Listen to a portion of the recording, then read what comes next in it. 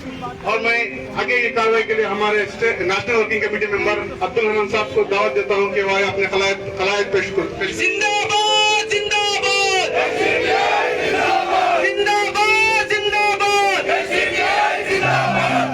भाइयों, बहुत ही रंज और अफसोस का ये मकाम है। कर्नाटका एक जनरल इलेक्शन को, असेंबली इलेक्शन को फेस करने जा रहा है। ऐसे वक्त में 11th आवर में, आखिर वक्त में ये जो गंदी सियासत हुई है, इसके दो लोग जिम्मेदार हैं। एक रूलिंग पार्टी है और दूसरी अपोजिशन पार्टी है। रूलिंग पार्टी 5 साल में बहुत ज्यादा करप्शन करने के बाद, एक दूसरे के अंदर खुला पैदा करने के बाद, नफरत पैदा करने के बाद, इसी तरीके से सो कॉल्ड सेक्युलर एमएलएस को खरीदकर कमल का फूल के अंदर कीचड़ में लिपेटने के बाद अब एक सरकार जो चल रही है, ये सरकार दोबारा पावर में आना चाहती है। इसके लिए हिंदू, मुस्लिम और फिरकावारियत को बढ़ाने के लिए ये एक मैकेनिज्म में इंटरेस्ट ली है। ये बहुत ही अनकॉन्स्टिट्यूशनल है, एंटी पीपल है और एंटी मुस्लिम है। ये जो फैसला लिया गया है, ये बहुत ही गलत फैसला है। कर्नाटक के पूरे मुसलमान, पूरे उलमाए कराम, पूरे नौजवान, पूरे स्टूडेंट्स और पूरे महिला, ये पूरे जो है बहुत ज्यादा गम और गुस्से का शिकार है। लेकिन ये जो सबर का महीना है, रमजान का महीना, ये महीने में हम गमखारी करते हुए, एक दूसरे की इंसानियत का ख्याल करते हुए, हम जो है बहुत ही पूरे मुसलमानों को बिल्कुल खुसूस के साथ स्पेशली ये जो है रिजर्वेशन दिया गया था। अब सवाल ये पैदा होता है, ये रिजर्वेशन निकालने के लिए किसने एप्लीकेशन डाला था? ना कोर्ट ने इसके बारे में कोई ऑब्जेक्शन किया था, ना लिंगायत ने, ना वकलीगा ने, ना कैबिनेट के पास ऐसा कोई एप्लीकेशन आया था। किसी ने रिक्वेस्ट नहीं किया। तो ये 4% रिजर्वेशन क्यों निकाला गया? ये 4% रिजर्वेशन इसलिए निकाला गया कि मुसलमान बहुत खामोश है, मुसलमान बात नहीं करता है, मुसलमानों के अंदर बेदारी नहीं है, इसलिए ये एक चीज हुई है। लेकिन social democratic party of India ऐलान करती है कि मुसलमानों को बात भी करना आता है, मुसलमानों को समझना भी आता है, मुसलमानों को पढ़ना भी आता है, मीडिया में एड्रेस करना भी आता है। कॉन्स्टिट्यूशन के अंदर जितने मौके दिए गए हैं, कॉन्स्टिट्यूशन के अंदर जो भी पीसफुल राइट्स दिए गए हैं, वो तमाम राइट्स को इख्तियार किया जाएगा। बहुत सी यहाँ पर मीटिंगें हुई हैं, बहुत से सेमिनार हुए हैं, बहुत से डिस्कशंस हुए हैं। डिस्कशन में यह फैसला लिया गया है कि लीगली इसका फाइट किया जाएगा।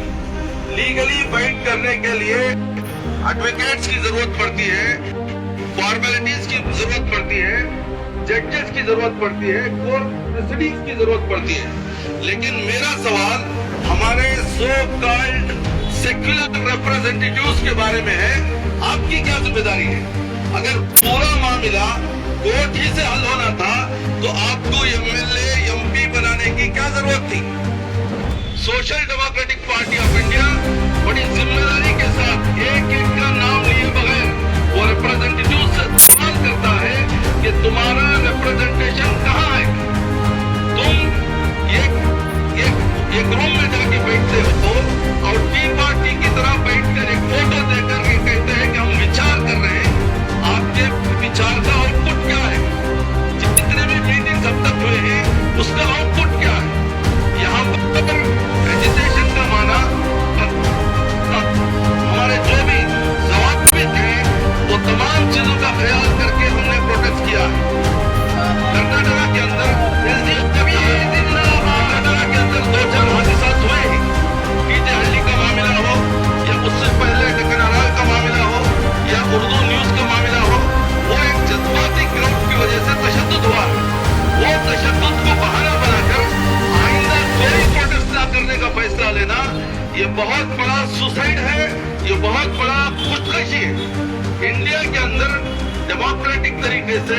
डिसिप्लिन तरीके से कॉन्स्टिट्यूशनल राइट्स के साथ एक बराबर का जबरदस्त मैसेज देना, ये हम तमाम की जिम्मेदारी है। मैं कर्नाटका के तमाम उलमाए किराम को, तमाम एनजीओज को और तमाम एक्टिविस्ट को और नौजवानों से रिक्वेस्ट करता हूं कि जज्बाती ना हो, बहुत ज्यादा इमोशनल ना हो, एक एक स्टेप को हमें तवज्जो देना है, वॉच डॉग की तरह हमें जिंदगी गुजारना है। जिनके ऊपर हम भरोसा करके विधानसभा के अंदर भेजे थे, वो तमाम लोग कर्चिफ उठाकर वापस आ रहे हैं। वो आकर बेडरूम में और छोटी छोटी रूमों में उलमा के पास आके पूछ रहे करना क्या है। अरे हम सब मिलकर आपको जिम्मेदारी दिए थे, विधानसभा को जाओ, कानून बनाने की जगह जाओ, वहां जाकर अपना लोहा बनवाओ, कॉन्स्टिट्यूशन के अंदर क्या क्या राइट्स है स्टडी करो, क्या तरीके से एजुटेशन करना है वो एजुकेशन करो। Social democratic party of India ये एसटीपी के माध्यम से आप तमाम से रिक्वेस्ट करता है कि जो भी फिस्तायत हो रही है वो तो गुनाह है, वो तो सजा के लायक है, लेकिन उसे देखकर खामोश बैठना, कंफ्यूजन क्रिएट करना, गोंधला क्रिएट करना और तमाम की जबानों को बंद कर देना, तमाम को दीवारों तक ढकेल देना, यह भी अच्छी चीज नहीं है। हम जज्बाती नहीं होना है, बहुत ही होश के साथ, जिम्मेदारी के साथ ये प्रोटेस्ट हमें करना है। ये जो प्रोटेस्ट है सिर्फ कौमी सरकार के लिए नहीं है, ये जो प्रोटेस्ट है जो भी हमारा रिजर्वेशन कम करने के लिए 1 साल से जो साजिश किए हैं, अलग अलग मीटिंगें किए हैं, अलग अलग उसके ताल्लुक से सेमिनार किए हैं, अलग अलग सही किए हैं, वो चाहे अपोजिशन वाला हो, चाहे वो रूलिंग किसी भी मजहब से ताल्लुक रखता हो, उसके लिए जबरदस्त हमारा धिक्कारा है। ये जो रोटी थी हमारी रोटी थी, हमारी ऐसे लोगों की रोटी जिनको बार बार कहा जाता है कि आप तो पंचर वाले हैं, आप तो ऑटो चलाते हैं, आप तो वर्कशॉप वाले हैं, आप तो बीड़ी वाले हैं। ऐसे कौम के लोग जब मेहनत करके अपने पैर पर खड़े होने के लिए जब डिग्री हासिल करना चाहते हैं, हायर एजुकेशन में सीट हासिल करना चाहते हैं, उनके लिए आइंदा सीट नहीं रहेगी। आपको मालूम भी है कितने हमारे एजुकेशनल सीट्स खराब हो गए हैं। तकरीबन 300 मेडिकल सीट हमारे निकाल लिए गए हैं। साल में एक मरतबा 300 सीट हमें मिलते थे, वो अब हमें आइंदा नहीं मिलेंगे। और इसी तरीके से इंजीनियरिंग में 1700 सीट हमें मिलने चाहिए थे रिजर्वेशन के तहत, आइंदा वो नहीं मिलेंगे। इसी तरीके से तकरीबन 2000 गवर्नमेंट जॉब्स हमने अलग अलग तरीकों से हमें मिलना चाहिए था, वो नहीं मिलेंगे। इसका जिम्मेदार कौन है? इसका एक एक आदमी का जो जिम्मेदार है उसको हिसाब देना पड़ेगा। मैं यहाँ पर रिक्वेस्ट करना चाह रहा हूँ, ये जो बैनर है social democratic party of India, ये बैनर सिर्फ एक बहाना है, लेकिन इसमें तमाम लोगों के लिए इसमें जरूरत है। जो भी बैनर से आइंदा इस सब्जेक्ट पर एहतजाज होगा, social democratic party of India का एक एक लीडर, एक एक कार्यकर्ता उसमें शामिल होगा। और आज का दिन पूरे कर्नाटका के तमाम डिस्ट्रिक्ट्स में, तमाम असेंबलियों में एहतजाज हम दर्ज कराए हैं, तमाम डीसीज को मेमोरेंडम दिए हैं और वो मेमोरेंडम गवर्नर तक पहुंचेगा। गवर्नर की जिम्मेदारी क्या है? गवर्नर की जिम्मेदारी ये है कि जब भी सरकार मिलखावरियत के जरिए से डिसीजन लेती है, दायरे तमाम करती है, मजहब की बुनियाद पर किसी की रोटी खींचती है, तो ऐसे वक्त में गवर्नर को बहुत ज्यादा फाल होने की, एक्टिव होने की जरूरत है। मैं आज इतने हजारों क्राउड के माध्यम से गवर्नर से रिक्वेस्ट करता हूँ कि फौरन इसका एक नोटिस ले और इस पर फौरन आप जो है सिग्नेचर ना करें, इसको रोक दें। अगर नहीं रोका गया, जब तक ये रिजर्वेशन हमारा बहाल नहीं होगा, रिस्टोर नहीं होगा, उस वक्त तक अलग अलग तरीके से पीसफुली, कॉन्स्टिट्यूशनली जितने भी हमारे लिए रास्ते हैं, एक एक रास्ते को हम इख्तियार करेंगे। कर्नाटका के एक एक गली में, एक एक मोहल्ले में, एक एक शहर में मुसलमान ही नहीं, हमारे तमाम हिंदू भाई, सेक्युलर भाई, दलित भाई, लेडीज, जेंट्स, यूथ, तमाम लोग मिलकर इसके खिलाफ मुहिम चलाएंगे। अब ये जो इलेक्शन आया है, ये इलेक्शन एक एक चीज का हिसाब करने का है। किसने डिसीजन लिया और डिसीजन लेने के वक्त में किसने खामोशी बरती, और ये खामोशी बरतने के पीछे उनका क्या राज था, पहले से कुछ एडजस्टमेंट था, क्या था, ये क्लियर होना जरूरी है। 5 साल एक मरतबा इलेक्शन इसीलिए आता है कि अपने रिप्रेजेंटेटिव्स को चुन लिया जाए, अपने लिए जो काम करता है, अपने लिए जो आवाज उठाता है, ऐसे लोगों को चुनने का नाम डेमोक्रेटिक सिस्टम में इलेक्शन रखा गया है। तो मैं आज के इस प्रोग्राम के जरिए से, इस एजुटेशन के जरिए से कर्नाटका के तमाम उलमा इकराम को, तमाम NGOs को, तमाम MLAs को, तमाम जिम्मेदारों को, एक्टिविस्ट को रिक्वेस्ट करता हूँ कि आप सियासत को बाजू रखें, बैनर को बाजू रखें। इसका फायदा किसे हो रहा है, क्या हो रहा है, वो छोड़िए। हमारा हक हासिल करने के लिए एक एक कदम चलना पड़े तो चलिए, दौड़ना पड़े तो दौड़िए, और भूखा रहना पड़े तो भूखा रहिए। हम देखते हैं एक एक लीडर के लिए कितना एहतजाज करते हैं, एक एक लीडर के लिए कितने केसेस हमारे ऊपर लेते हैं, लेकिन ये एक लीडर का मामला नहीं है, पूरी कौम की आइंदा का, फ्यूचर का मामला। तो इसलिए मेरा यह भी सवाल है, जब ये सेक्युलर गवर्नमेंट कर्नाटक के अंदर सिद्धरामैया और कुमारस्वामी की गवर्नमेंट करती, उस वक्त में 10% के रिजर्वेशन को बढ़ाया जा सकता था, लेकिन किसी ने उसकी तरफ तवज्जो नहीं दी। और सिद्धरामैया सरकार एटलीस्ट 6%, 7% तो कर सकते थे, उस वक्त में भी तवज्जो नहीं थी। ये सिर्फ जज्बाती चीजों को लेकर हमारा टाइम वेस्ट किए हैं, कंस्ट्रक्टिव कोई डिसीजन इनका अभी तक नहीं आया।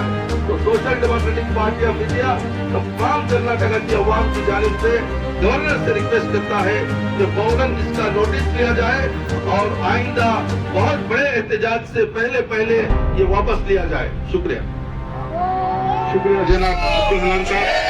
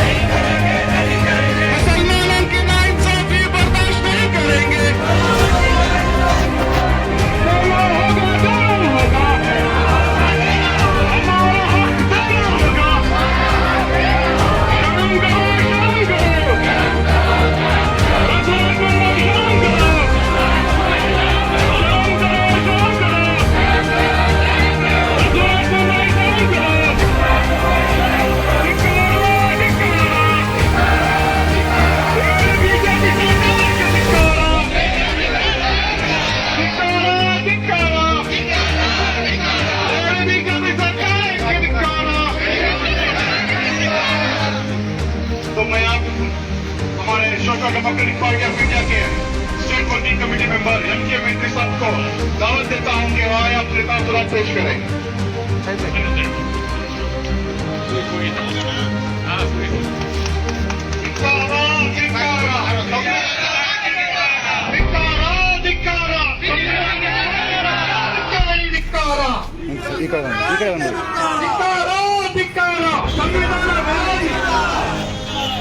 संविधान विरोधी सरकार के लिए धिक्कार,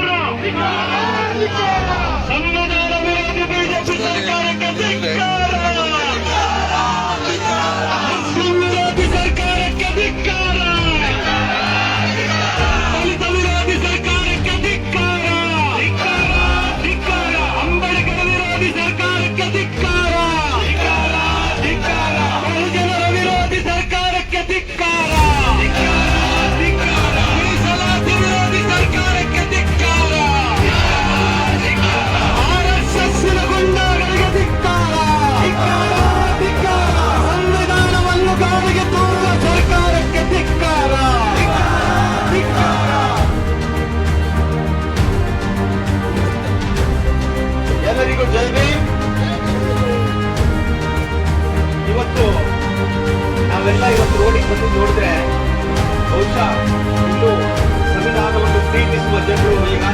ಜೀವಂತ ಇದ್ದಾರೆ ಅಂತ ತುಂಬಾ ಖುಷಿ ಆಗ್ತಾ ಇದೆ.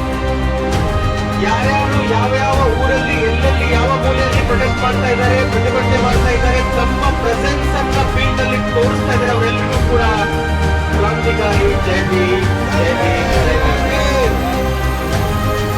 ಮೊದಲಿಗೆ ರಿಸರ್ವೇಶನ್ ವಿಚಾರ ಹೇಳಬೇಕಾದ್ರೆ ಮಿಸ್ಟರ್ ಬಸವರಾಜ್ ಬೊಮ್ಮಾಯಿ ಅವರೇ, ದಯವಿಟ್ಟು ಕೇಳಿ, ಇವತ್ತು ನೀವು ಯಾವ ಜಾಗದಲ್ಲಿ ಕುಳಿತಿದ್ದೀರಾ ಅದೇ ಜಾಗದಲ್ಲಿ ಒಂದ್ ಟೈಮ್ ಅಲ್ಲಿ ಇಂದಿರಾ ಗಾಂಧಿ ಅವರು ಕುಳಿತಿದ್ರು. ಅವರ ಅಪೋಸಿಟ್ ನಲ್ಲಿ ನಮ್ಮ ಜಾಗದಲ್ಲಿ ನಿಮ್ಮ ತಂದೆಯವರು ನಿಂತಿದ್ರು.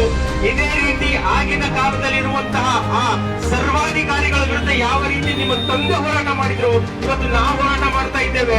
ಯಾವ ರೀತಿ ಇಂದಿರಾ ಗಾಂಧಿ ಅವ್ರನ್ನ ಮನೆಗೆ ಕಳಿಸಿ ಮೊರಾರ್ಜಿ ದೇಸಾಯಿ ಅವ್ರನ್ನ ಪ್ರೈಮ್ ಮಿನಿಸ್ಟರ್ ಮಾಡಿದ್ರು, ಆ ರೀತಿ ನಾವು ಈ ಬಾರಿ ಅಬ್ದುಲ್ ಮಜೀದ್ ಅವ್ರನ್ನ ಸಿಎಂ ಮಾಡಬೇಕು ಅಂತ ನೀವು ನಮಗೆ ಕರೆ ಕೊಡ್ತಾ ಇದ್ದೀರಾ.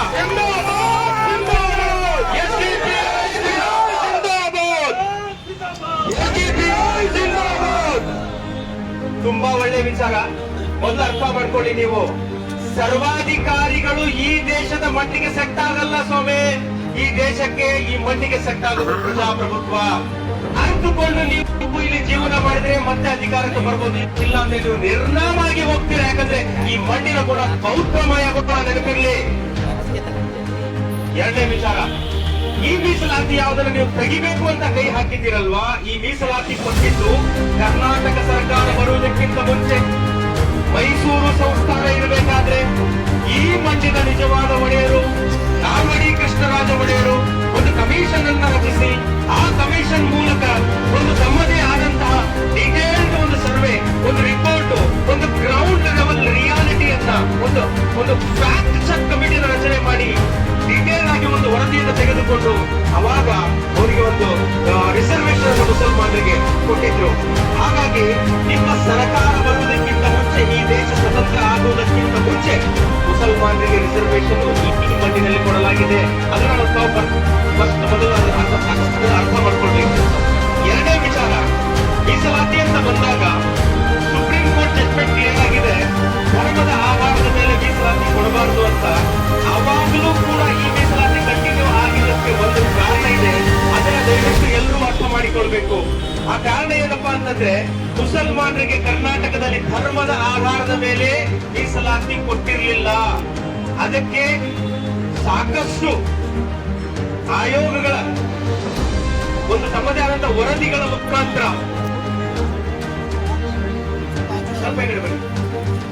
ಸಾಕಷ್ಟು ಆಯೋಗಗಳ ವರದಿಯ ಮುಖಾಂತರ ಮೀಸಲಾತಿಯನ್ನು ಕೊಡಲಾಗಿತ್ತು. ಯಾವುದೇ ಒಂದು ಮೀಸಲಾತಿಯನ್ನು ಕೊಡಬೇಕಾದ್ರೆ ಅಥವಾ ಒಂದು ಸಮುದಾಯಕ್ಕೆ ಮೀಸಲಾತಿಯನ್ನು ಹೆಚ್ಚಿಸಬೇಕಾದ್ರೆ, ಕಡಿಮೆ ಮಾಡಬೇಕಾದ್ರೆ ಎಂಪರಿಕಲ್ ಡೇಟಾ ಅವಶ್ಯಕತೆ ಇರ್ತದೆ. ಯಾವುದೇ ರೀತಿಯ ಎಂಪರಿಕಲ್ ಡೇಟಾ ಇಲ್ಲದೆ, ಒಂದು ಆಯೋಗದ ವರದಿ ಇಲ್ಲದೆ, ಯಾವ ರೀತಿ ಮುಸಲ್ಮಾನರ ಸ್ಥಿತಿಗತಿಗಳು ಹೆಚ್ಚಿಗೆ ಆಗಿದೆ ಅಥವಾ ಕಡಿಮೆ ಆಗಿದೆ ಅನ್ನುವ ಅಧ್ಯಯನ ಇಲ್ಲದೆ ನೀವು ಆರ್ಬಿಟ್ರರಿಲಿ ಯಾವುದೋ ಒಂದು ಡಿಸಿಷನ್ ಅನ್ನು ತಗೊಂಡಿದ್ದೀರಾ, ಇದು ಸಂವಿಧಾನಕ್ಕೆ ವಿರುದ್ಧವಾದಂತಹ ಹೆಜ್ಜೆ ಅಂತ ನಾನು ಹೇಳ್ತೇನೆ. ಹಾಗಾಗಿ ನೀವು ತೆಗೆದುಕೊಂಡಂತಹ ಈ ದುರಹಂಕಾರಿ ಹೆಜ್ಜೆಯನ್ನ